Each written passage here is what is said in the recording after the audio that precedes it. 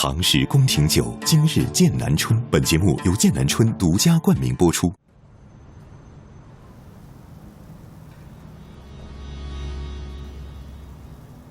时间留下了什么？我们能留下什么？总要有那么一个地方，在闭塞现实之外，提醒我们，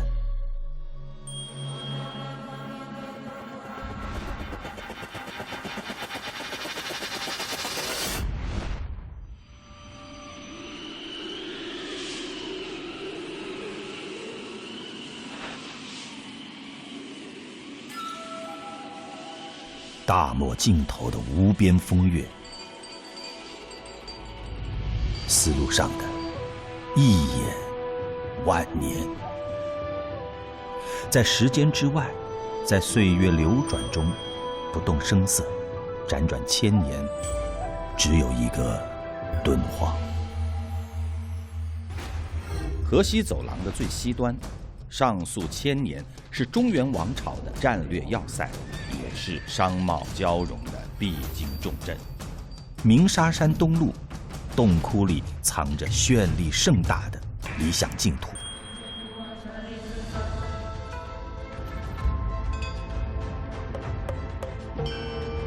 千年的生活画卷，石窟里的历史博物馆，吸引着不同年代、不同地域的人远道跋涉而来。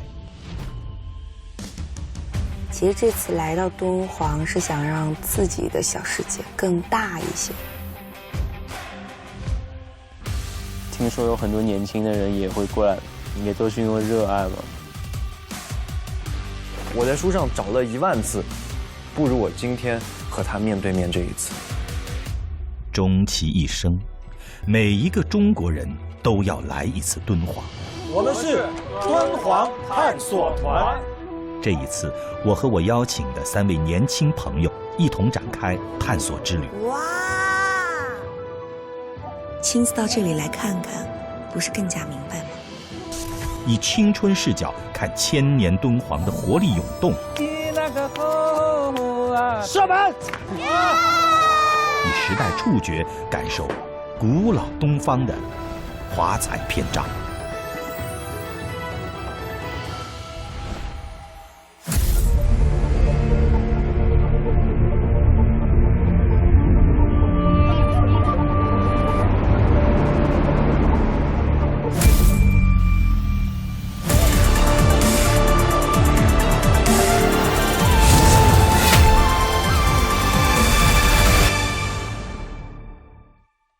唐氏宫廷酒，今日剑南春。本节目由剑南春独家冠名播出。1号力量表现超越想象，每服1号，邀您一起领略恒久动力，经久弥新。本节目由大众进口汽车途锐行业赞助播出。千年网红色刷新敦煌热。本节目由颜色超超超美的立邦品牌赞助播出。登场了敦煌，周3中午12点，会员抢先看，更有会员专享敦煌夜宴，周4中午12点等你解锁。来随刻 APP 上传节目2创视频赢好礼，随时随刻精彩一下。上微博参与登场了敦煌话题讨论，一起以青春之力开启千年敦煌新篇章。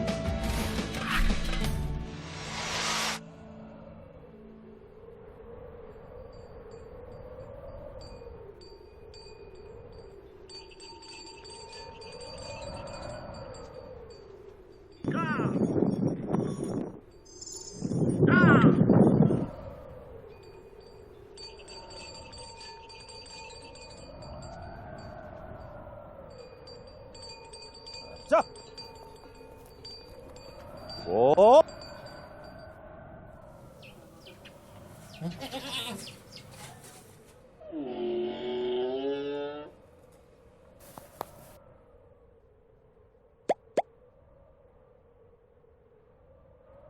来，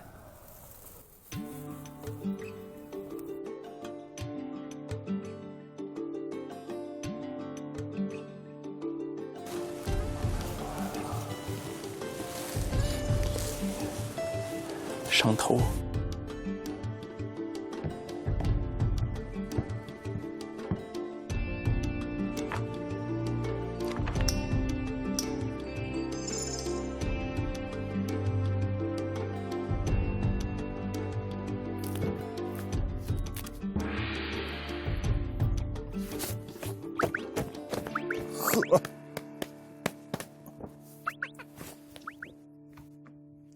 欢迎光临随叫。哎呦，可以呀！汉哥回来啦！来喽，几位啊？这地儿还不错啊。哎呦，这里还挂了一个这个啊。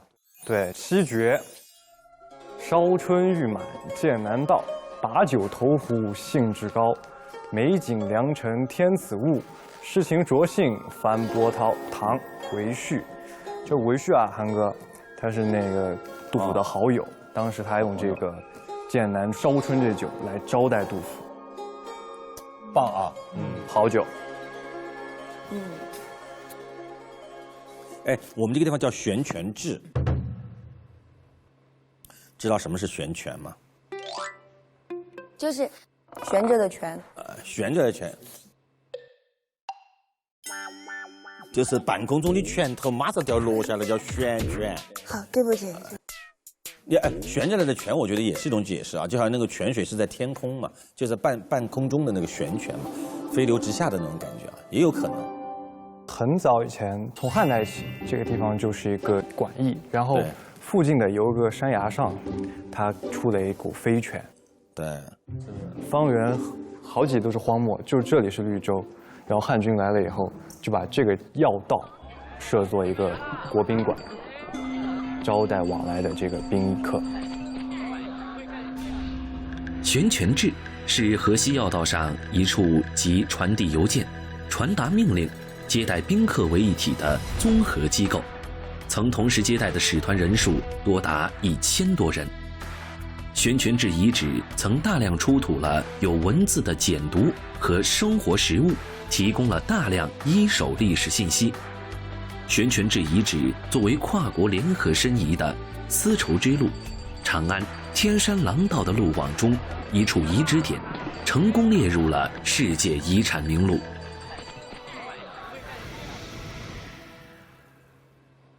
它其实是个非常非常重要的一个地方。对，这也接待过公主。对，其实当时公主就坐在你那个位置，所以难怪你这不一样，小拇指好像有一点点微微的，对，有一点点小风嘛。对对，很不错，你哎，翘起来了啊！哎，我刚才进来的时候有2个骆驼，那算是我们的宠物，怎么着也得给它起个名字吧？叫狗剩和大黄兔，贱民好养。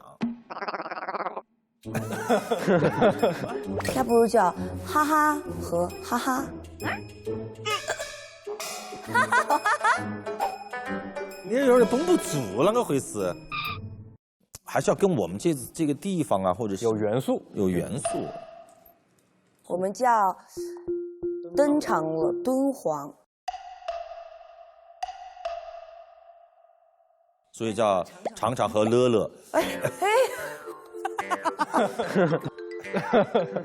常和乐。登场的敦煌，墩和登登，墩。哎，这个好。登登和墩墩，有一点点那种磅礴的感觉了，有没有？噔噔噔噔，噔噔噔噔。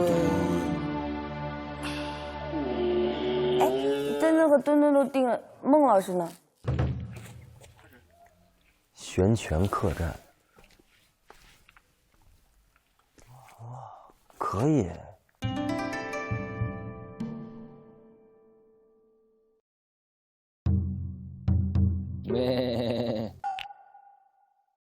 他等人来的时候，我们给他一个惊喜嘛，欢迎仪式吗？欢迎仪式嘛，可以啊。然后他喜欢喝茶，然后我们等于就是4碗茶泼在他的脸上嘛，接受洗礼是吧？哦，对。哎，给他准备点吃的吗？给他准备一个特色小吃。我们就给他载歌载舞一下。载歌载舞，再载牛载羊。那我们就定了。好啊。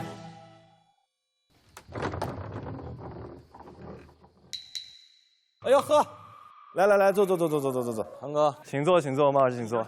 哎，吃了吗？没吃呢，没吃，那赶紧的呀。吃点喝点。对啊，我们这什么都有。哇，还有点过于热情了。是吗？那就别端上来了吧。这还既然都准备了，对不对？吃过了是吧？那不端了。不要浪费，不要浪费。这是专门为我准备的吗？你也不要想那么多。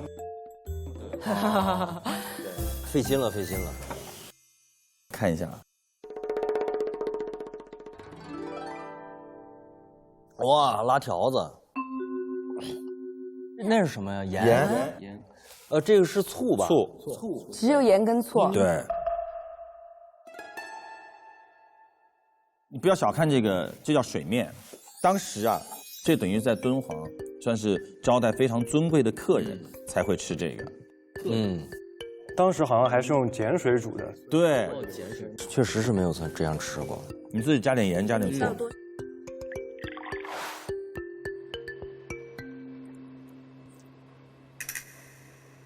我觉得这面是真的筋道，筋道特别筋道，我真的觉得还可以。它可以吃出这个所谓的面的本味啊。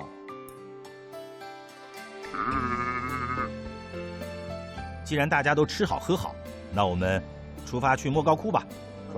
走。走啦。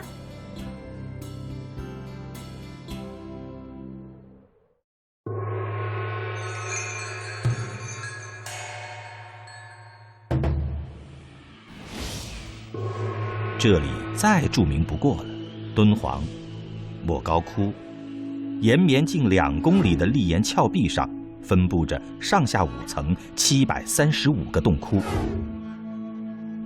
从公元366年五胡16国的纷乱战争开始，这里持续开凿了1000多年。地域的偏远和荒瘠，让洞窟里的那一个辉煌盛大的世界越加像一个奇观。越走近，越忍不住想，1000年之前走向洞窟膜拜祈求的人是什么样的心情？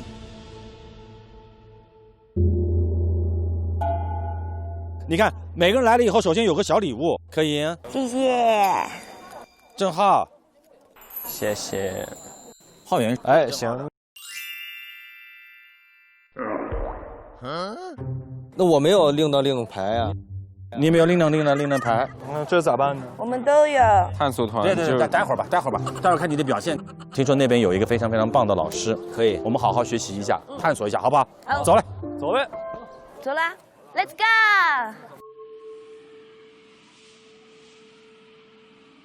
罗老师好。您好，您好。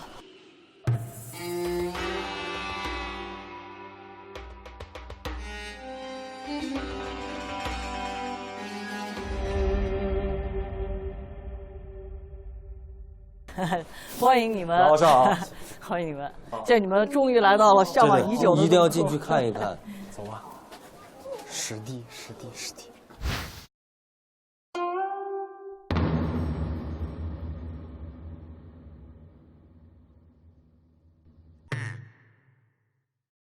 哎，我们没有电筒吗？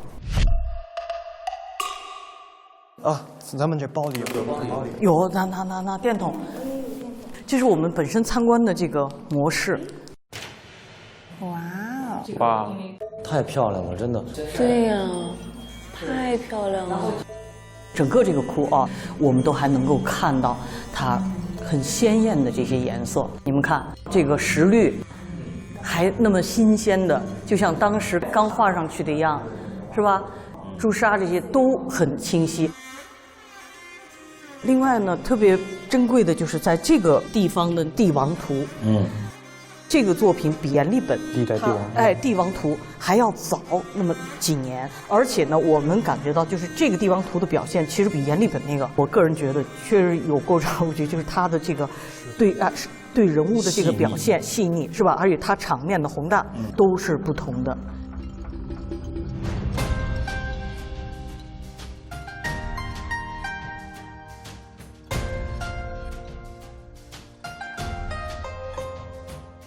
我们在这上面还可以看见上面的这个经幡啊，或者什么飘动的，都是向着这个里边。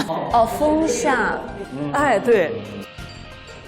所以这种进行时的这种感觉是非常强，很有动感。哎，很有动感，是吧？对呀，好灵动。太有匠心了，这个下面呢也还有乐舞图。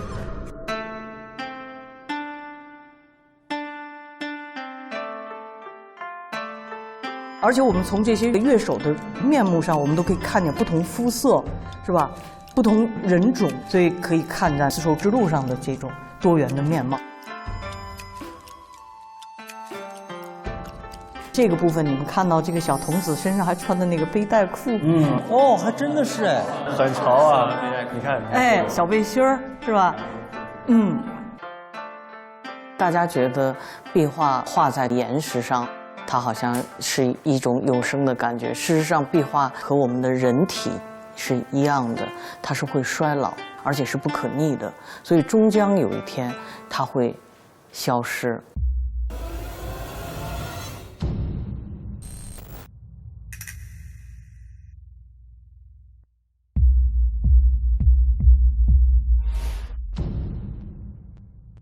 我们如何让更多的观众来感受到更丰富的敦煌？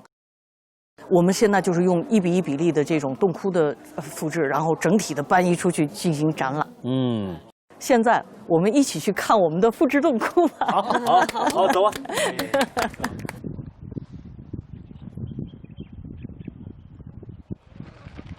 这个是榆林29窟，这个洞窟艺术水准非常高。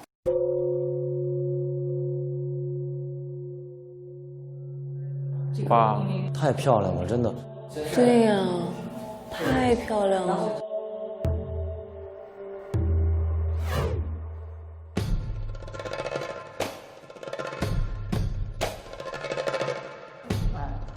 太有匠心了，这个。这个洞窟我有参与，这幅画就是我画的。哇，这是文。天哪！这个绘制的时候，在这个底下，我们是拿敦煌的邓板土打底。有了这层底以后，你始终就会感觉到你找到一种壁画的这种感觉。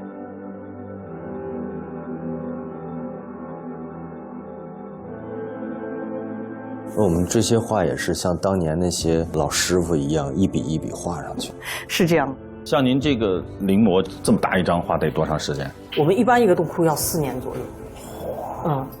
那我们应该是100%还原这个窟的所有的东西。是，我们是不遗余力的来呈现所有画面上的历史信息。这些都是复制，当时就一模一样了，就这块掉落了。是这样的，就是要。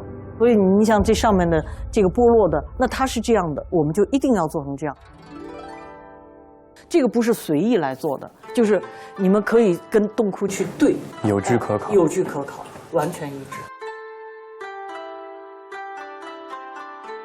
这个比创作还要难。是这样啊，原来的这个画师他画的时候，他是信手来画的，所以他这根线就走到哪儿是到哪儿。对，我们呢既要保持他当时的这种线的流畅感，还不能够走偏，所以就这样的一种细致的工作，就要求我们就要沉浸下来。最后，其实这根线条你要把它给拉出来的话，你的心跳都要跟1000年前的那个人心跳是一致的。真是这样哦，是这样。刚开始我就说有我和古人对话，就是面对面。这个对话实际上就是我们在不断的理解它，要去走近它，哎，感受它。那么在这个随着工作的深入呢，慢慢的，哎，就有一种忘我的感觉了，就是你投入进去了。到最后，直至整个洞窟将我覆盖。我觉得那个时候就是无我，就是我和墙壁或者我和郭大和融为一体了。太不容易了。过去老先生更不容易，太不容易了。哦，当年啊，常先生他们来的时候，就是在外边啊拿那个镜子摆在洞窟的门口，然后外边的太阳照射过来，让那个镜子的光反射过来，这里边呢再拿一张白纸来接应那个光，让这个里边有光线的感觉。而且呢，出去以后，有的时候这个温度变化很大，我们老师有时候一出去一下就跪在地上了，就是腿已经僵了。几乎我们所的老师都有关节炎。哦，职业病了。对。其实复制窟我刚开始进去的时候已经觉得，哇，我就在想，天哪，这些老师们到底要花多少年，花多少个时间，就这样一点一点一点的把这个复制出来，就为了能够把这个带向更多的地方，让更多的人看到敦煌的美，我就觉得好了不起了。然后听到娄老师在那里讲解啊，或描述啊，或者是跟我们更多的去说的时候，其实能感觉到他的那种精神世界的满足，他整个人那种精神面貌，那种在弹的时候眼睛里面放着光的那一种，让我还挺感动的。实际上，我们说在西方的这个美术馆的传统中啊，一般像复制品是不能够进到这样的馆里头去。所以16年的时候，我们在美国 Getty 中心在做这个敦煌展览的时候呢，他们就特别为我们在这个展厅外面做了大棚，放进去3个洞窟。原来他们会觉得啊，不过就是复制洞窟吧啊，结果没有想到这3个洞窟使得美国观众趋之若鹜，一直到最后一天都在排着长队。而且这次敦煌的展览为整个Getty展览的历史创造了观众人数的新高。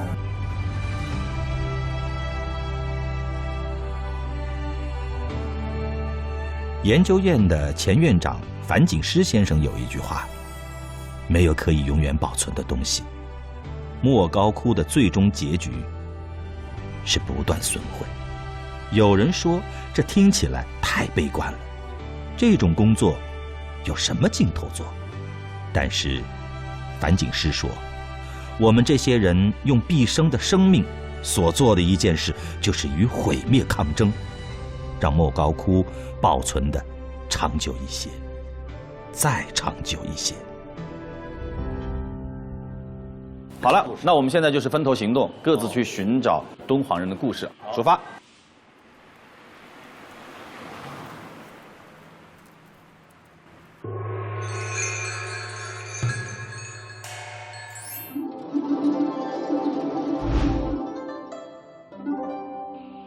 从洞窟回到真实的世界，然后才突然发现身在沙漠，在这样的环境里守护好这些洞窟里面的宝贝。据说有更多的工作在一般人看不见的地方，我们现在要去看看。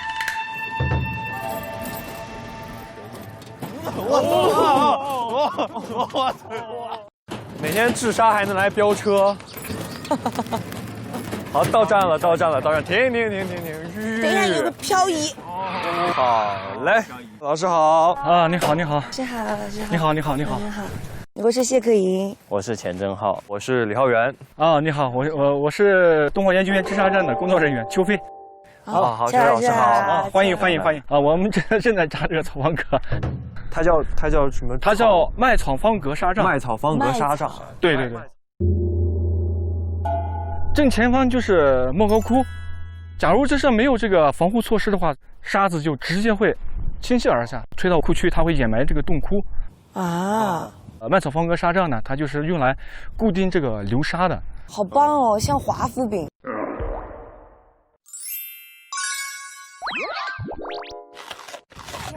那你不说还真是，对不对？像华夫饼，好整齐哦。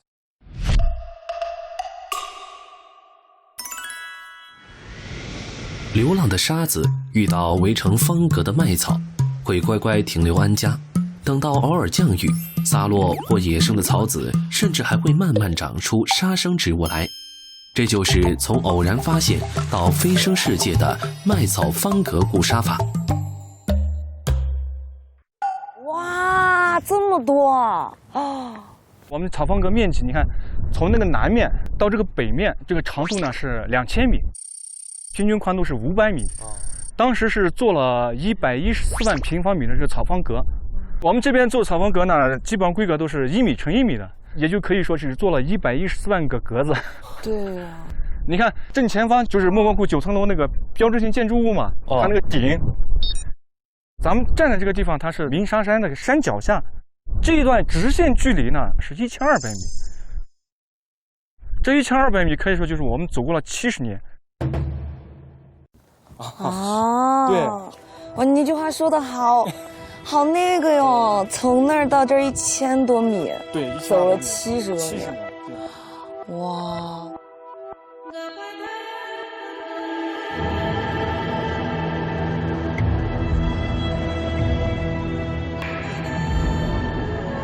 这些有什么机器可以帮忙吗？当时也考虑过，像那种平坦一点的，它可以用机器，但是平坦的地方也没有治理的那个必要，好像。啊，那就是有 bug 呀。对。不过我们的工人呢也相当厉害，他们每天就是熟练工人啊，现在可以大概做到就是260个左右。哇，260个，一共是做了114万个，那也要。像那个平坦的地方，我们做的就是1米乘1米的格子。像有坡度的那种呢，做的比较小一点，就是50公分乘50的。坡面上因为人站不住嘛，所以做小一点。像这种坡呢，都是1米乘1米。我们一般是有就是专门工具画线。这个草呢，你看，要垂直于这个线，垂直于这个线，把它平铺上。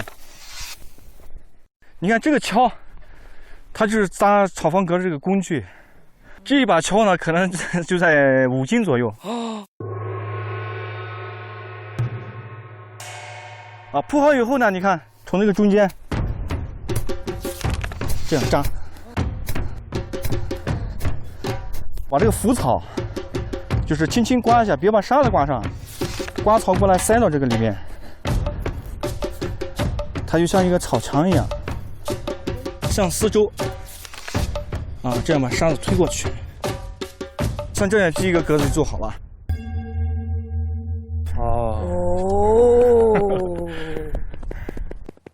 你们自己每个人挑点地方吧。好，来吧，我们开始吧。我来放点音乐听。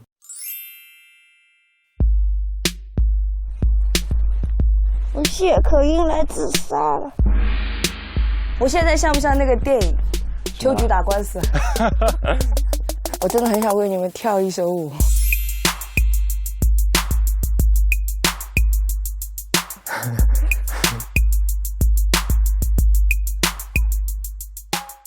哎呦，怎么这么重啊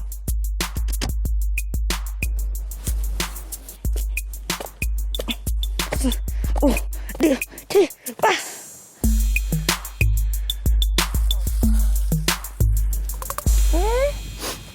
你在干嘛？搭独木桥吗？我策略是先把两边的草给种完，然后再分格子。6、7、8。你们种了几个了？一个都还没开始，先搭边，先把他们共享的那些边先摆出来，就摆了这样1、2、3、4条，然后到时候你再把横边搭3条出来，实际上那个9宫就画出来了。我感觉我会比你们先哦。哈哈，你已经有4个格子了。对啊，在那种斜坡上面的话，种的越小，锁沙的能力越好。然后我就给它划了一下，咦，时间一下就快了1倍哎，然后就瞬间就是接下来都这样种。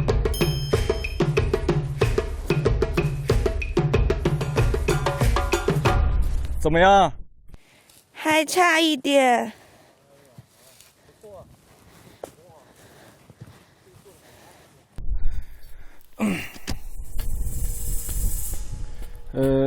像这种格子啊，一般至少就是像工人做的这个保持6年。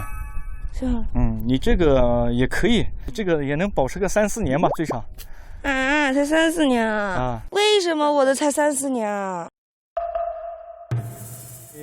没做好啊！你看，你这个草就是青菜在上面放着了，一刮风就刮走了。哦，好。看似简单，我知道了。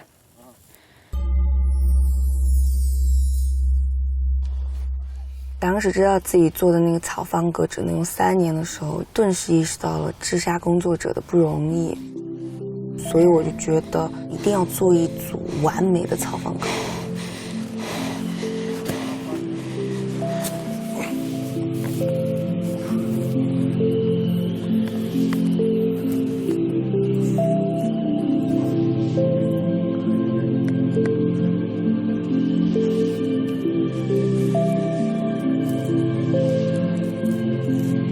好放。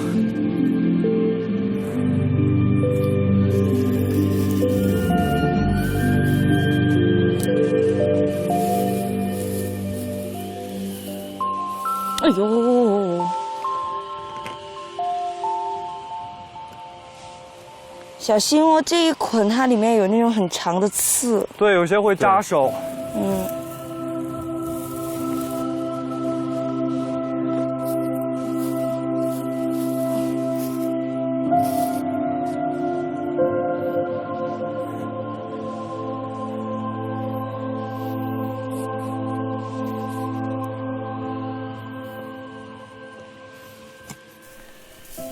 咋样？还能干动吗？可以。休息一会儿吗？把这个铺完吧。这个铺完，坚持到底啊！坚持到底。这像我们莫高人的作风啊。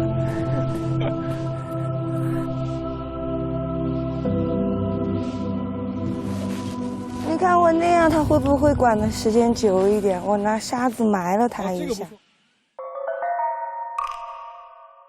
这个不错，这个很标准。是吗？对，很标准。耶！哈，来帮你。谢谢。你这个9个格子基本上成型了啊。对。你把边边收拾一下，好，我就帮他切。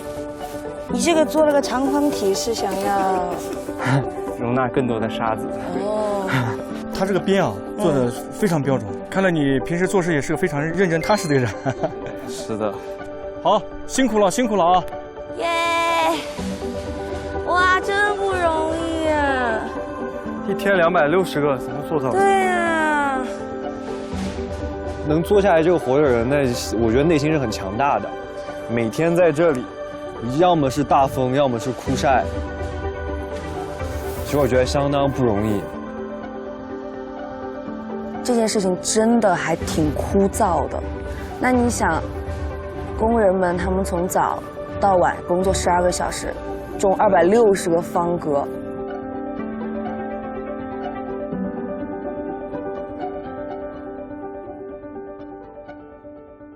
哎呦，辛苦了啊，确实辛苦了。这个呢，就是对你们奖励啊，也是我们这个地方的特产。馒头，对，咋样？闻到馒头那香味儿了。还有特色啊，馕饼，美味的馕饼啊，还有这个榨菜。哎呀，那咱们就开吃吧。好的，给老师拿上。哎，你先来，好，谢谢啊，拿一个。哎，大馒头。哇！你们做完这个炒方格感受怎么样？累啊，真的累，真的累。你可以感受到工人平时太不容易了。你知道吗？我是那种很懒的人，我超级懒的那种。我当时在那里铲地的时候，我就在想说，我种的这个华夫饼，它能够管6年的话，我觉得我也算是没有白来。所以你说它只能管3年的时候，我在那里赶紧修，一定要让它管6年。所以你们这个1年365天，都是这样，披星戴月，早出晚归。其实我们这个做这个文物保护工作者都是这样，几十年如一日，反正就是这样。我是2001年到这儿工作的，现在将近就是20年，将近就是现在已经40岁了，感觉不到，每天就这样，反正就过来了。等于说那些红柳树长成了，然后您的这个青春也献给了这个。哎，对，就没想过换一换别的工作吗？择一事终一生嘛。哇，择一事终一生。40年代、60年代，冻库积沙了3000到4000立方米嘛。但是现在我们这个防护体系做起来以后呢，现在进入库区这个沙量呢，就是不到300方。哇，那就是很有效哎。对，很有效，这就是效果。哇，这个就是意义。甚至你都很难说他在渲染或者说讲自己的热爱，他就是在和你描述自己在做这件事情。青了荒山，白了头发，那个感动和成就感是完全不一样的。那现在有没有就是更年轻的人来？有帮助，每年基本上都有。他是跟我年龄差不多的时候来这儿的，每天都做一样的事情。如果我过来做，会是什么样？我比较难想嘛。而且就是听说有很多年轻的人也会过来，他们也都是因为热爱嘛，所以我觉得还挺好的。目前所看到这些呢，它已经就是在我们这地方已经服役是11年了。你像那个颜色比较深的，这是我们现在目前正在就是重新要恢复它，逐步恢复它。意思就是这种埋了之后，它过10年没有了，还得重新来。对。1000多年前，下面的人修窟造像，我觉得那是功德。但今天到这里来，3、4代人无怨无悔地做这个事情，我觉得这是真正的功德。不像壁画那么华丽，不像造像那么精彩，但是当他们把1000年来人没有做过的事情，可能1000年来他们在破坏、抱怨这个地方的艰苦恶劣，但他们把一个苦寒之地的生态环境完全改观的时候，他们就和这片青山一起不朽了。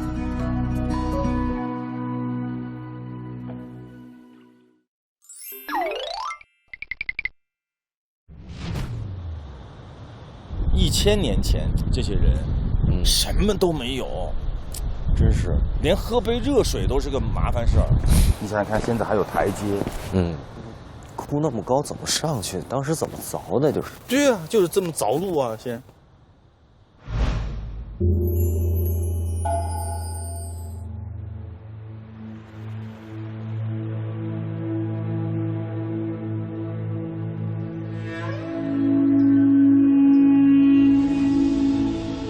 现在还有这种老先生，在前面一个小铁皮屋，一待5年。李云鹤老先生，特想看看长什么样。李老，云鹤先生您好，欢迎，握到大国工匠的手了。欢迎。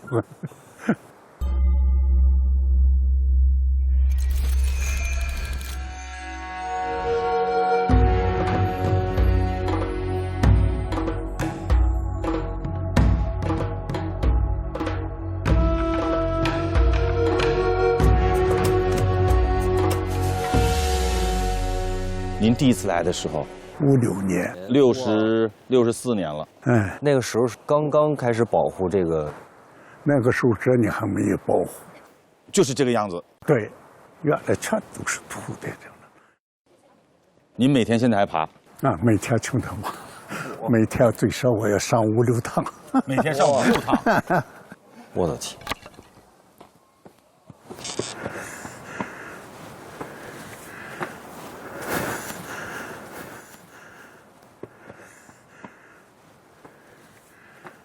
！80多了，每天5、6趟。我给他们说，我说你看我多大了呢？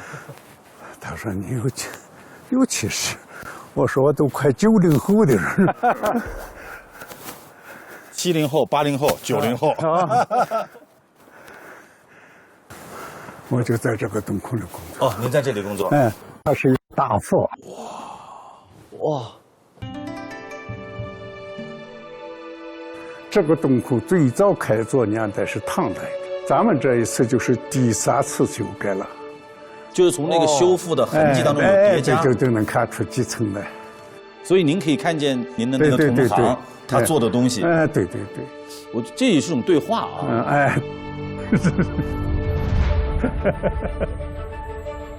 到时候你想想看，把这个脚手架全部都拆了以后，你不断的抬头，你就看到那个样子。所以我觉得所谓的信仰，它还真的是要养起来。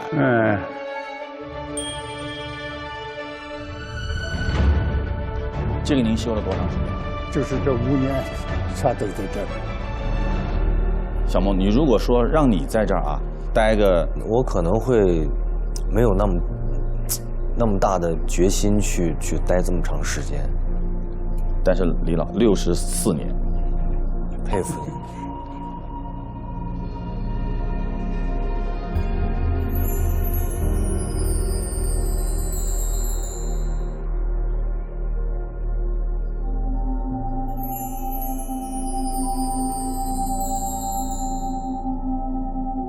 哇，您看您的工作的地方都是庄严法界，我把那个擦片拿出来，你们看一看。好啊。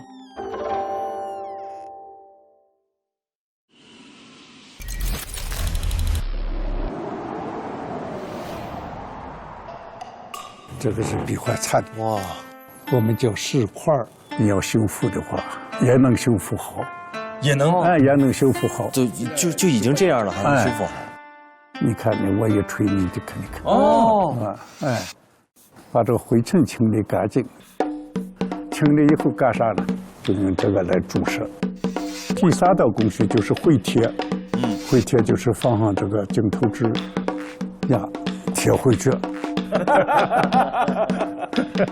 再用这个面球再这么压。第5道工序干啥呢？就是表面要加工喷涂，检查完了以后，就要把这个面球整个的盖上。盖上以后，用这个大的面球就拍压，整个的要把它拍实。所以你看，这真是不好掌握。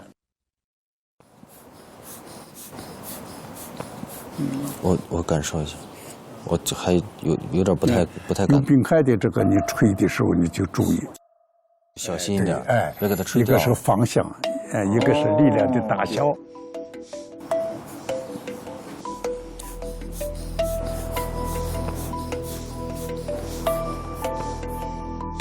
就往这里面。对。要把它挤压。挤压。其实你发现没有，如果真的把它修复好以后，你很有成就感。你看，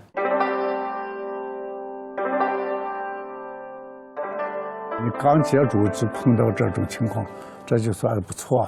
有的你刚开始拿上这个针就抖手抖。这个工具真的是好使的，这需要实践和智慧。这都是自己做的，这个工具是自己改造的。量血压，量血压的那个，对，那个橡胶球，我就用那个东西给它。专利产品，专利产品。现在几十年了，现在还是用它，好用。您最开始学的专业是什么呢？我没有学专业，我到这儿来才学的。我那个时候是高中生，还没毕业就想到新疆去闯去。走新疆必须要路过敦煌，到莫高窟的时候住了几天。那时候我们常世宏所长就说：“我们这也需要人呐。”我们3个，试验了3个月，跟我们很像，就是未曾学艺先学礼，然后我们要先学会如何去做好一样。老师派给你的工作，其实跟相声没有关系。老师暗中观察你的原因，就是看你我在的时候你怎么干活，我不在的时候你怎么干。干了3个月的活，常世宏先生就说：“我们开个会。”他们3位到时间了，结果开了会以后，只通过了1个，3个人就通过1个，那2个还不够格。我负责的是这个，我负责的是打扫洞窟的卫生。第1次来到莫高窟的李云鹤，是响应知识青年支援大西北号召，打算去往新疆的青年学生。路过甘肃，看望在敦煌研究所工作的舅舅，没想到就此留了下来。那个年代的莫高窟还是长期无人看管之下的破败景象。学徒实习的第1个任务就是清理洞窟内的积沙。年轻的李云鹤接到常书鸿所长分配的任务，做壁画修复。从零开始，无所畏惧，这工作拿起来就再也没有放下过。最开始您是跟那个捷克的那个专家啊，考察了他。每天还要洗澡，我们那个吃水都困难的，他还洗澡了。那就让他去喝。还要晒日光浴，还要晒日光浴啊，还要日光浴，咱们这有日光浴请你晒，但是他还要求猪肉啊。我们住的都是马圈一盖子放这个虚实，冰冷的，哪有床啊，都是炕啊。第2天早晨起来，那个被子上那个脸上那个哈水结合的那个霜，就真的那个是没办法。当时人家对我们说用的什么东西呢，都不给我们讲的。还不告诉您？不告诉。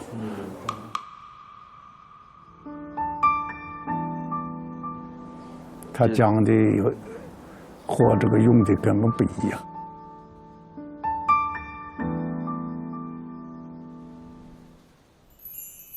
没有修复经验，李云鹤听到捷克修复专家格拉尔要到莫高窟第474窟做修复实验，李云鹤主动请缨做助手，可惜专家始终守口如瓶，材料和技艺都不肯传授，而且因为条件艰苦，专家很快就走掉了。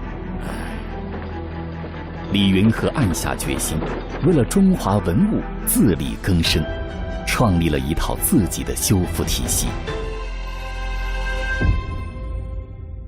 现在年轻的这些徒弟坐得住吗？几乎他干时间长都坐住。其实像这个活我是可以干的，我是耐得下性子坐在这儿。你是能行啊，坐在这儿弄几天。它其实就是一个功夫。对，我们现在3代4个人全都干这项。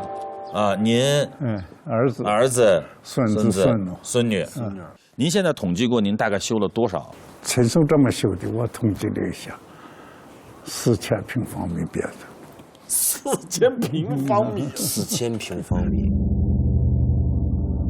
修大佛，这是第5身大佛。第5身大佛。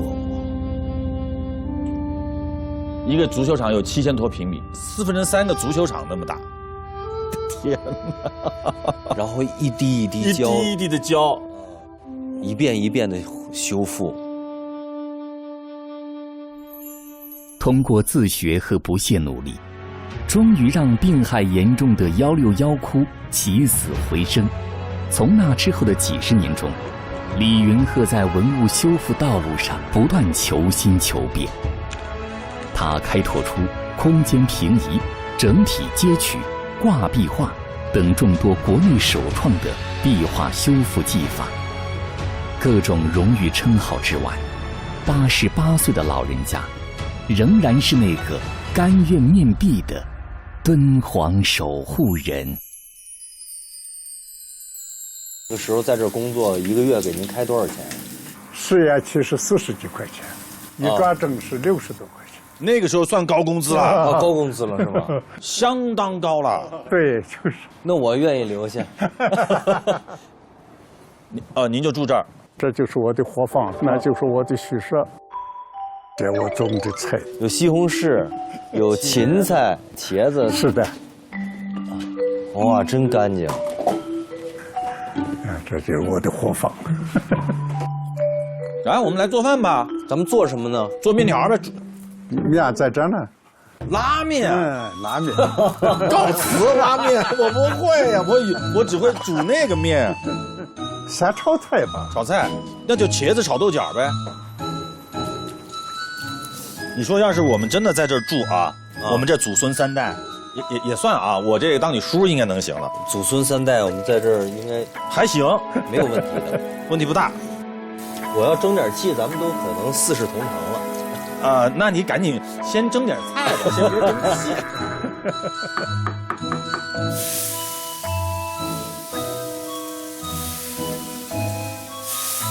嘿，你端出去吧，我来抻面。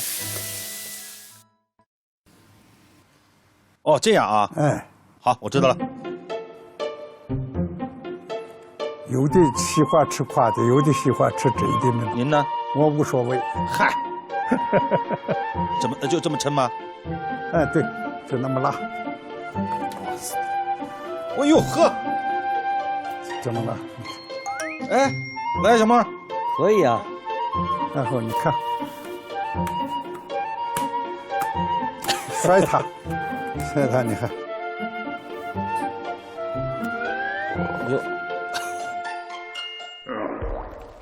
坏了，我这打结了。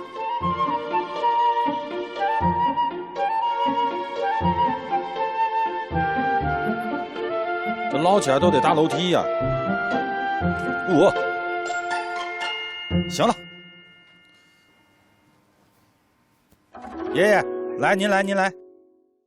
我要吃爷爷种的小白菜儿，尝尝了。然后您这吃完饭休息休息，又去了。梅台的生活规律就是这样。让您再选择，年轻的时候还是愿意来。为什么不但我也喜欢这个工作，我也是动员我的子女们干这项？我说挺有意思。干什么只要你干好就有意思。我说你看祖先的那么艰苦的条件下，创造好这么多的珍贵的文物，你在那个墙上你看画那么多的线条，对，就那样的条件下，那么高的画工，他能在这里创造好这样的奇迹啊！你说不值得你尊敬吗？不值得你爱护他吗？我越想越感觉哎呀，太佩服那些祖先了。在这里待了这么长时间，您觉得您的人生值得？贡献给这个，我感觉非常，自己感觉到好像没有虚度，值得。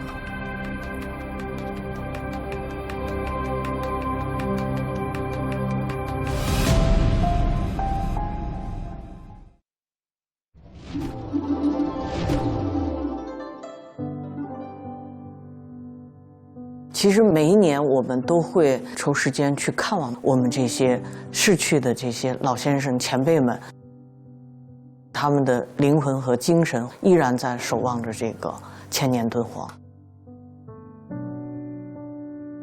常先生，常先生，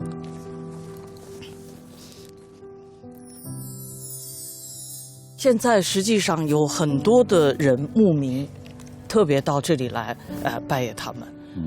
我觉得其实大家不仅看到这个敦煌艺术的辉煌，更看到了他们这种一种精神的一种存在。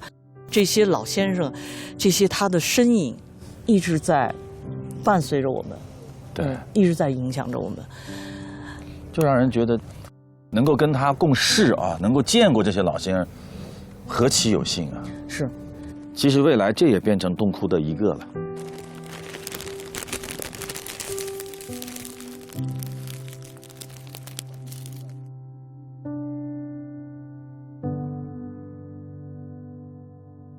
就是我们的第2任院长段文杰先生，当年他其实也是在第2批就是追随常先生来的。段老爷子是一个很豁达、很从容的一个老先生，就是心胸也特别开阔。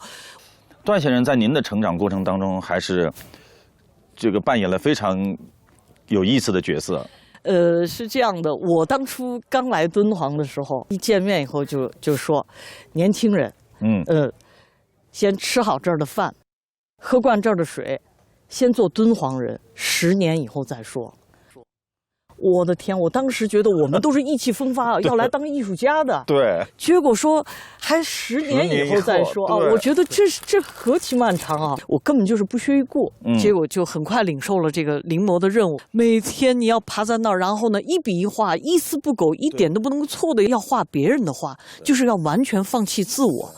这对于要搞艺术创作的人来讲，你想想这是何其痛苦的事儿。就正好有一天，中央美术学院的学生到这里来参观。我们当时就在这个220窟，结果来了一个美院的学生进来以后，一番巡视，我就靠在那个墙壁上啊。我一看，我说同学，对不起，请不要靠墙。他就很不屑的、蔑视的看着我说：“有什么了不起？不就是一帮临摹匠吗？”哎呦呵，嘿，我们觉得这一下子，我们正在焦虑痛苦之中，他这句话戳软肋，就戳软肋了嘛，是吧？好痛苦啊！结果我没 hold 住，我们就同时就堵在那儿，就打了一架，动手了，一直把他们又追回到这个招待所，打得落荒而逃，拖鞋什么都一地。到了下午我们开完会，有段院长听说这个事儿了。我们就把这个情况讲了一下，我说他们叫我们临摹匠，很生气。段院长一听笑了笑，说：“我们就是临摹匠，我就是临摹匠。”所以久而久之，我们在临摹中，就是在这一笔一画中，心慢慢的安静下来，然后也觉得，我就是临摹匠。10年就这样流过去了。哎呀，到了10年，我后来就发现，实际上也不过就是很短暂的那么一瞬的感觉。对，好像我觉得敦煌依然在我们眼前，还是那样的深厚，还有那么多的东西要你去探索，去挖掘。所以我觉得他们都很睿智，也有当然他们自己这种亲历的人生啊，所以他知道敦煌的深厚。就段先生有可能把敦煌就种在很多人心里了。哎呀，你好，这句话讲得特别好，我觉得是这样。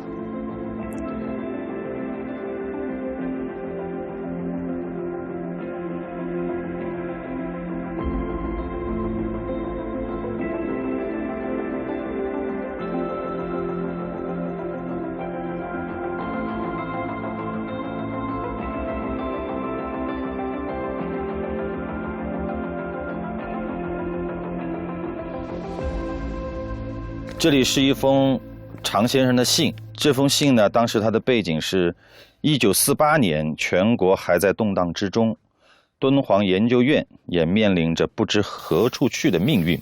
常树鹏先生给上海的《大公报》写了万言文章，从敦煌进士说到千佛洞的危机，为敦煌的生存大声疾呼，引发全国读者的热烈反响。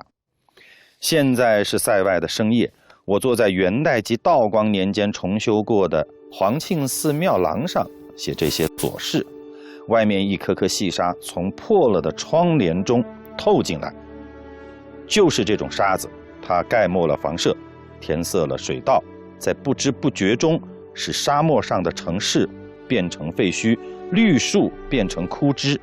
我们不要小看这轻微的沙粒，它时时刻刻在毁坏千佛洞和宝藏，也就是对中华民族文化能否万世永存的一个挑战。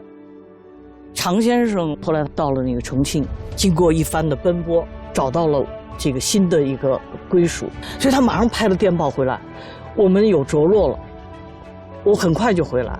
结果这一回来又是半年多，就他已经完全了解到这里的这种荒芜、艰辛、这种孤寂，可是他义无反顾地返回这里来，这个部分我觉得太了不起了。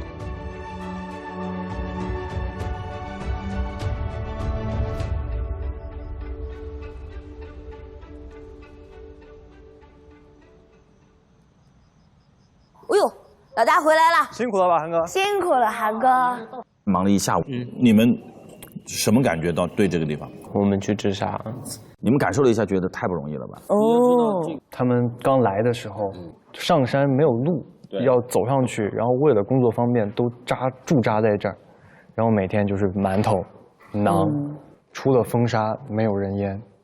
两个当地的大姐路过的时候，我们就问她说：“你这个辛不辛苦？”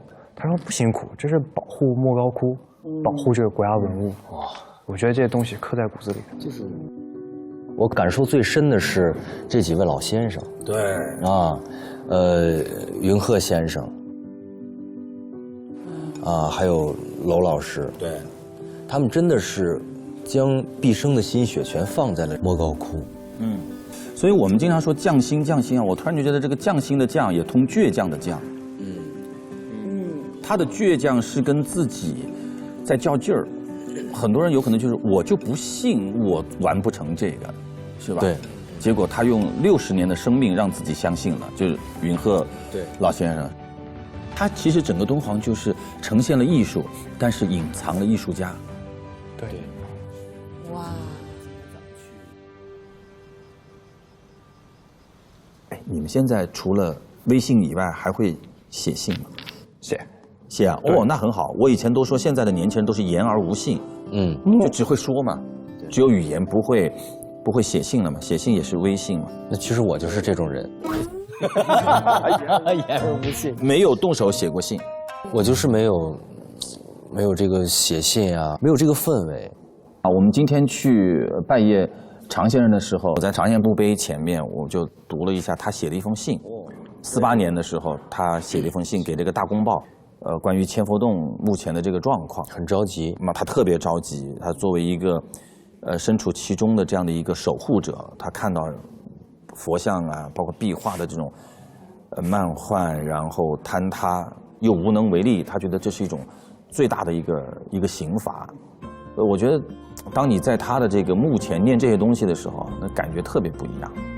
所以我们要不就我们还是要弄一个，就是表达我们敬意的这样的一个呈现。我们以读他们的信的这种方式来表达对他们的敬意，同时也跟他们一个共情嘛。你透过他的这个文字，你就变成了那一刻的他。可以，赞同，很有意义。那接下来是这样吧，我们边吃边聊。好，喝点，吃点喝点，很丰盛啊，太丰盛了。大鱼大肉。对，那我们先倒点酒，剑南春，这好酒嘛，对不对？倒点酒，大家倒一点酒。我来给您倒一点。来，感谢敦煌，让我们有这个缘分聚在这里啊。来。哦。剑南春色还无赖啊！来，尝一下，这个是山药。我真的很幸运的就是，我每次跟韩哥见面都是有吃的节目，还真是。上次火锅什么的，哇，你酒粮就是不敢吃。你看你，猪脑花，哇，他的最爱。那在我们这个客栈，你最想盘什么嘞？盘什么了？你盘我，把我给盘了。刚才我看到咱们客栈有一棵接近2万年的一个胡杨树，我觉着看着有点可盘啊，干巴巴的，麻赖赖的哈。一会儿吃完饭，你看我喝多了，我就在那树不动，就在盘那棵树，绝了！万物皆可盘呐。对，万物皆可盘。当时我没有想过说这个会火，很多美妙的东西其实都是意外。其实我从小很内向，甚至于见到人脸红，真的想让我说一整段话我都说不完整。然后后来有高人指点，那应该是姚明。高人。高人指点说你以后会做一项你很不擅长的一项工作。当时我脑子里突然迸发出来，我最不擅长的是说话，我不会当主持人吧？然后后来真的我就说了相声。这个事我觉得很神奇，缘妙不可言。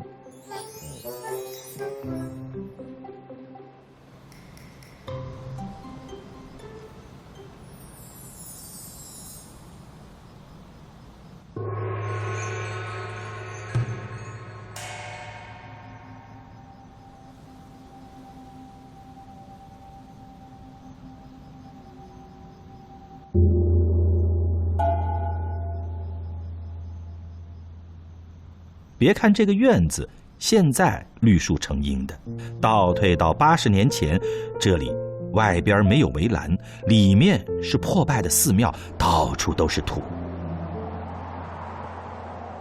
1943年，常书鸿先生到达敦煌时，就是那种情形。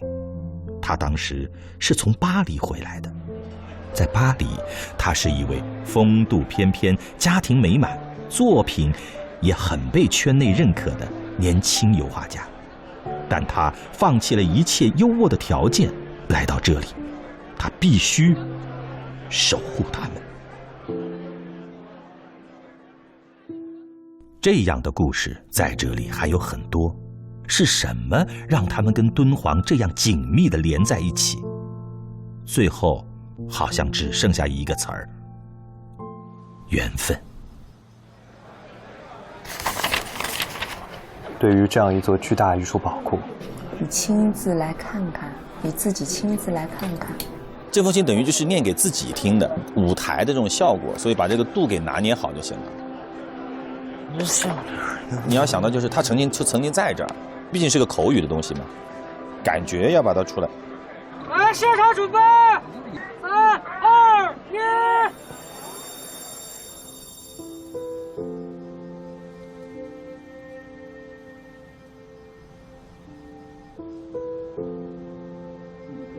织绣，亲爱的，你好，我伏在莫高窟前的一块大石头上，给你写这封信。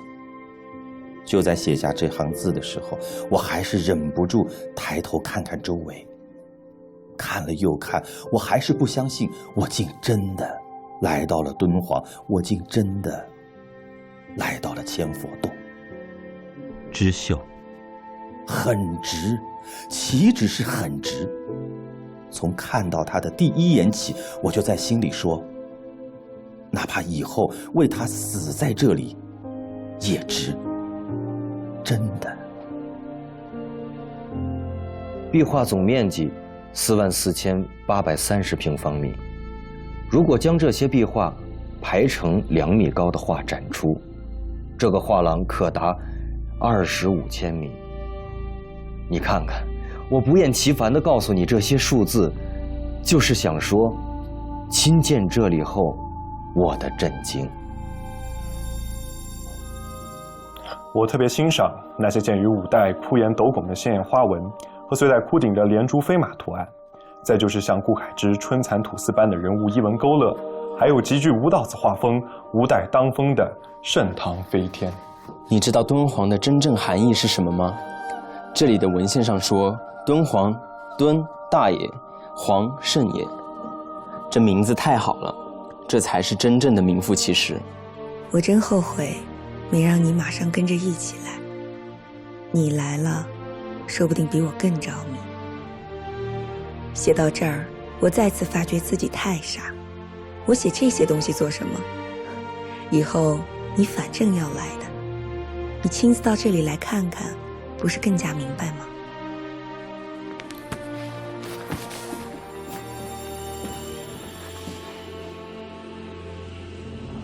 择一事终一生嘛，反正就是。故宫献给这个，我感觉非常，自己感觉到好像没有虚度，值得。我们就是临摹匠，我就是临摹匠。你亲自到这里来看看。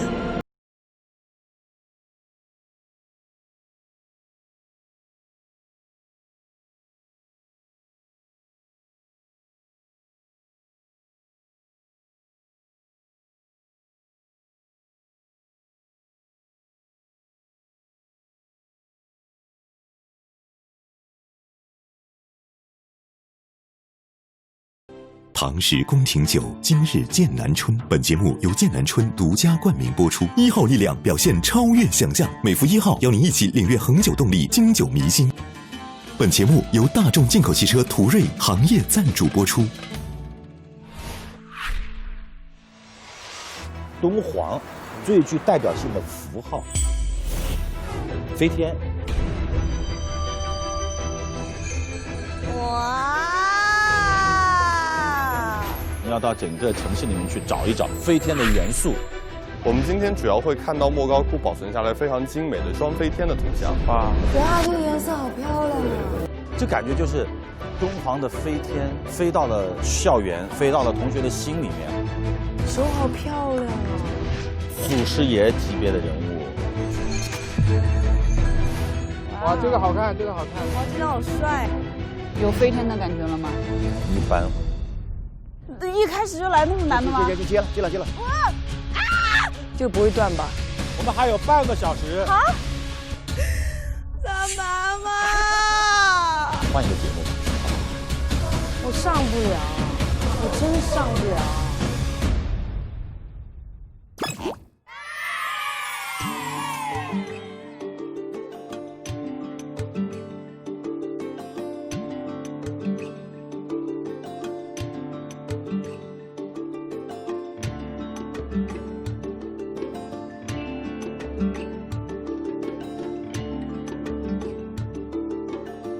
上微博进入登场了敦煌话题页，助力探索团成员，帮他登顶探索榜。电视大屏看登场了敦煌，就用奇异果 TV 感受敦煌文化的独特魅力。来看爱奇艺登场了敦煌，让潮流 icon 寄生熊猫带你穿越千年，领略敦煌风采。来爱奇艺关注他的明星空间页，更多节目精彩内容，期待在爱奇艺发现和你相遇。来爱奇艺拍小视频，秒变化妆人，守护敦煌美。看看登场的敦煌和我面对面，就在爱奇艺奇遇 VR 带你游敦煌，有奇遇更入戏。爱奇艺专属流量，随时随地想看随意。百度搜索登场的敦煌，参与话题讨论，看更多精彩内容。独家知识短视频合作平台秒懂百科，秒懂百科，世界如此简单，探索敦煌用百度地图准没问题。新华网客户端引领品质阅读，爱回收一站式以旧换新，买5G 手机，花钱少到手快。看新闻用 Zaker， 关注最新节目资讯，跨越千年，探寻敦煌之梦。无他相机，还原人像之美。夸克智能搜索 APP， 搜索结果更靠谱。感谢百度百科、百度贴吧、快手、新浪新闻、名创优品、无他相机、爱上海、机电、Zaker、怪兽充电宝、天翼视讯、鱼罐头、通明传媒、360娱乐、防天下、QQ 群应用超级粉丝团、沃音乐、WiFi 万能钥匙、驴火娱乐、风止、雷石、快乐粉丝会、存房 APP、微果投影、橘子娱乐 APP、综艺宝、超级新饭团、全新娱乐、谈资、眼课、喂饭 APP、For Fans、犀鸟公考、西半球、17 APP、小鱼、北京头条 APP、斗牛 APP、独角秀、飞熊 APP、观众网、生活酱 APP、塔图文字、想见你 APP、交易科技、鱼丸、成果娱乐、2饼 APP、看漫画、闪萌、糖酱 APP、淘吧、小红唇、英语、泰日报 APP 对本节目的大力支持。